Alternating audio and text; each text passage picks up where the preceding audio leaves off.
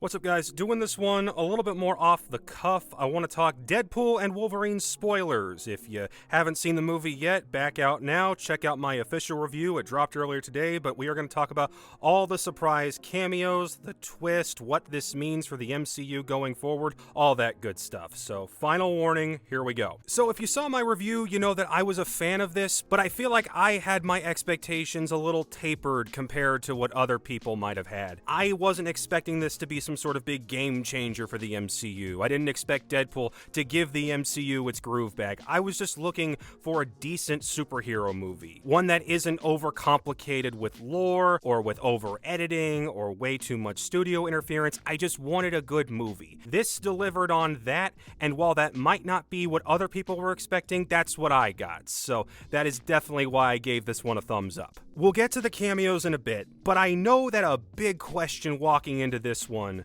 was, how is this going to be the start of a new era for Marvel in integrating all of the stuff that Disney acquired from the 20th Century Fox merger into the MCU proper? We got X-Men 97 earlier this year, and that was awesome, but it's also animated, so it was going to stay in its own bubble. But is this Deadpool and Wolverine and the X-Men's big introduction to the MCU? Not really. Deadpool spends most of his time either in the void, in the basement of the TVA, or in his own universe. We don't spend really any time in Wolverine's version of his universe, and the only time we get in the 616 proper is Deadpool's failed job interview with the Avengers, which is really just a cameo from Jon Favreau as Happy Hogan. I imagine that was probably the easiest cameo to get. That probably just took one phone call. But yeah, what the trailer doesn't show you is that even though the TVA is involved in this, it's actually taking place in the basement? Apparently Mr. Paradox doesn't like the new direction the group is going in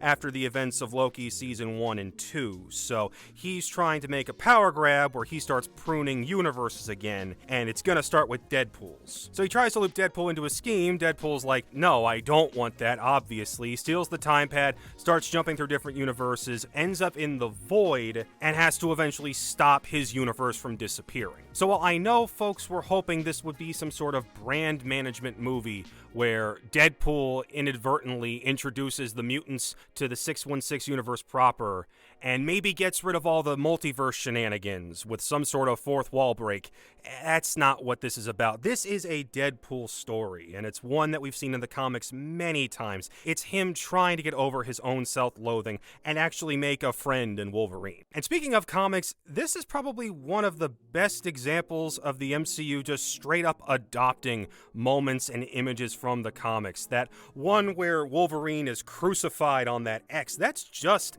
Uncanny X-Men 251. I can't think of a time when any of the proper MCU movies just straight up adapted images from the comics, and I thought it was so cool that they pulled that off here. I loved all the different versions of Wolverine. We will get to the big cameo in that part, but I laughed so hard at the comic accurate version of Wolverine where he is all of 5'3". We love ourselves a short king. We got old man Logan. I'm pretty sure we got comic accurate Days of Future Past Logan. There were a bunch, and I thought that was just such a cool little thing to get into before we actually get rolling with all of the story. So let's talk cameos. There's a bunch, and I loved getting Chris Evans back into this. I love the rug pull where you think, hey, we're getting one more shot at Chris Evans as Captain America, and just when you think he's about to say Avengers Assemble, he says Flame On, and it's actually Johnny Storm as the Human Torch from the Tim Story Fantastic Four movies. And if you were going to get any of the people who have left the MCU, have retired from their characters, if you were going to try and get them back in, this was the absolute best way to do it, because it's talking about a character that so many people have forgotten that Evans played long before he was ever Steve Rogers. So that was a lot of fun. And then as we go along, we get Jennifer Garner as Elektra, Wesley Snipes as Blade. I did not see that one coming. And then Channing Tatum as Gambit. People might be confused by this one, but Tatum was famously cast in a Gambit solo movie for years, and it was stuck in development hell. It eventually just became one of these big what-ifs of all the X-Men movies that we never actually got to see this one. And he's not in it for long, and the outfit looks ridiculous, but it's completely comic accurate, and he's trying his best with that Cajun accent. and bless him for it, because it looks like he's having a lot of fun, and it finally gives a very, very small circle of fans some closure on that front, and I love that. Daphne Keane shows back up. I wish that hadn't been spoiled in the final trailer, and that actually, let's talk about the Logan of it all. I love that this thing outright acknowledges that, hey, the events of Logan did happen, and people at the TVA, have so much respect for that version of Wolverine. Deadpool basically has to sit there and be like, oh, I thought I was the special one. Nope, it turns out it was this guy from the James Mangold movie, because that is great, and that needs to stay in its own little bubble and safe and not be tarnished. Now, obviously, they still have fun with it. The entire opening sequence where he's just using the skeleton of Wolverine from that grave to wipe out a bunch of TVA agents. Some people might take issue with that, but for me, as long as the events of Logan are untarnished, I was going to be fine with whatever they did. And they got away with it. I don't know if it actually works that Deadpool and that version of Logan exist in the same universe, though. Without diving too deep into the absolute mess that is the X-Men continuity under the Fox banner, Deadpool 1 and 2 exist in a world where the X-Men happened. But when you watch Logan, you get the impression that all the previous movies didn't really happen except maybe the first one. And also, that's supposed to take place in the future where all the mutants are dead, so maybe they get away with it. But that was one that just kind of left me going, does that really work? Does that fit? Let me know in the comments if you think that actually works. If the events of Deadpool 1 and 2, all the mutants we see within that one, if they actually match up with what we got in Logan. Because I'm not quite sure if it does. I feel like that was just a hand wave of, oh, we need to explain Logan and that it happened, and then move on. Anyway, most of the cameos take place inside the Void, and it's mostly characters from the X-Men movies, played by either their original actors or are just made to look like them. Like I said, the MCU cameos are sparse. We got B-15 running the TVA after the events of Loki Season 2, and Favreau and Evans, though not in the way you'd expect. But, and I think this will be the biggest cameo of them all, Henry Cavill appearing as Wolverine. I have no idea why this exists. I do not think this is confirmation that he is the next Wolverine. I feel like they just did this for a laugh, and I love that they did. I love that Deadpool just mentions, we are going to treat you so much better than those guys down the street. That one was just pure fun. As for this version of Wolverine, he's a bit more down in the dumps than even some of the other versions we've seen. He's haunted by his decision to never really align himself with the X-Men, and they're all dead, so he feels like he has let down everyone and has just kind of taken to alcoholism as a result of that. But Jackman he has always been good at this. And in the midst of all the jokes, he gets to have a couple of scenes of real pathos. One of them's with Daphne Keane. That absolutely worked. The stuff when he's in his own head and Cassandra is messing with him and he's just racked by guilt. I feel like this movie reminded me of just how blessed we were that for over 2 decades, we got a top-of-the-line actor in a perfectly cast role. You see those graphics of how many different versions of Superman and Batman and Spider-Man we've gotten, but we've only ever gotten this one Wolverine.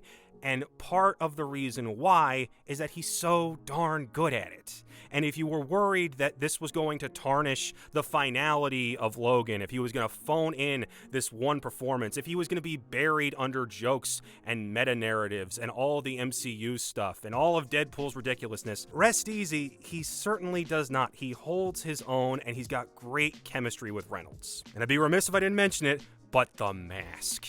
There was so much hype around him wearing the blue and yellow suit. That was awesome. But for him to finally put on the mask for the final big fight, and for it to look fantastic. The Wolverine mask, when you really think about it, with those giant horns on both sides, you would think, hey, this translates well on the page. This looks fine in animation. In a movie, this is never going to work. And they nailed it. They absolutely nailed it. And I was just sitting there thinking, Man, we had so many movies of him just in street clothes when we could have had this. Bravo to them for that, and man, do I hope when we get a new Wolverine, they're not afraid to put him in something that looks like that. As for the final Deadpool core fight, this felt like a big final send-off for Ryan Reynolds as Deadpool. They joke about it that, oh, Hugh Jackman's gonna be doing this till he's 90. I don't think he is. Reynolds is already out here in interviews saying that there will not be a Deadpool 4. I think at most we get one more cameo from him in something like Secret Wars, and then that's it. He's hanging it up, guys. He's getting older.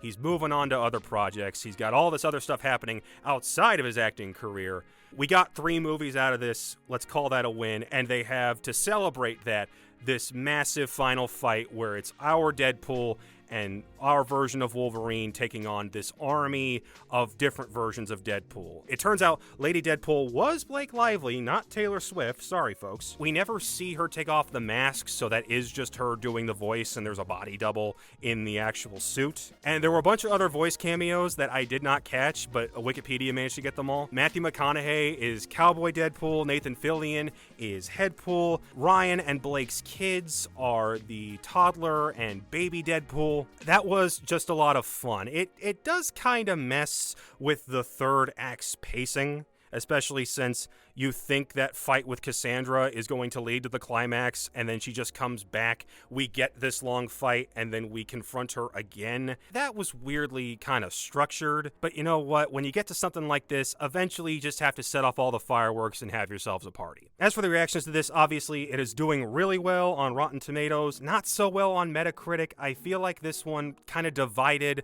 the critics to where some were a little more forgiving than others. I mentioned it in the review. I do not agree with those comparisons between this and The Flash. There are so many things wrong with The Flash that Deadpool and Wolverine avoids that to compare the two just kind of seems unfair. And as for overall reception, I feel like fanboys are going to love this. I feel like there's going to be a lot of conversation about what the movie isn't. This is not, hey, Marvel's back, baby. This is, hey, here's one more celebration for a few decades worth of history when it came to a certain studio's superhero movies. And I'm good with that. But I want to know what you guys thought. Let me know down in the comments how you felt about Deadpool and Wolverine, all of its surprises, all of the cameos, what you want to see next. How do you want to see the MCU actually tackle the X-Men in live action? And when do you think we will actually see Deadpool next, if we ever do again? Let me know down in the comments. Thank you so much for watching. Be sure to like, share, subscribe, ring that bell. We've got 2 more reviews in the can that'll be coming up in the next few days. And next week, we've got Trap from M. Night Shyamalan. No idea how that one's going to turn out, but I'm very excited for that one, so stay tuned for that. Thanks for watching, y'all.